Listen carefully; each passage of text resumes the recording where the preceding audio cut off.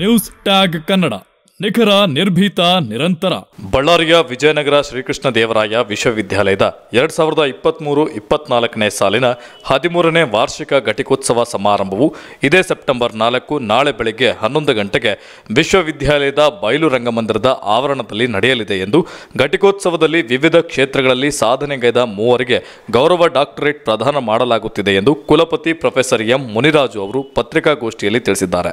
ಘಟಿಕೋತ್ಸವದ ಅಧ್ಯಕ್ಷತೆಯನ್ನ ರಾಜ್ಯಪಾಲರಾದ ತಾವರ್ಚಂದ್ ಗೆಹ್ಲೋಟ್ ಅವರು ವಹಿಸಿಕೊಳ್ಳಲಿದ್ದಾರೆ.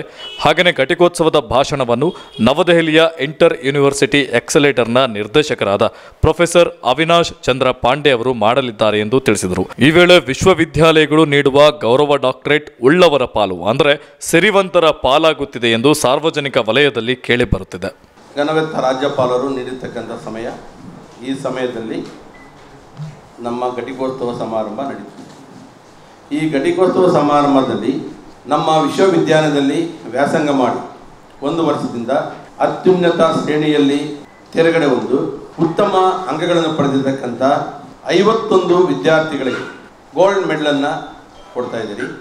ಅದೇ ರೀತಿಯಲ್ಲಿ ಸಂಶೋಧನಾ ಅಭ್ಯರ್ಥಿಗಳಾಗಿ ಈ ವಿಶ್ವವಿದ್ಯಾನಿಲಯಕ್ಕೆ ಪ್ರವೇಶಾತಿ ಪಡೆದು 59 ವಿದ್ಯಾರ್ಥಿಗಳು ಡಾಕ್ಟರೇಟ್ ಪದವಿಯನ್ನು ಪಡೆಯುತ್ತಿದ್ದಾರೆ.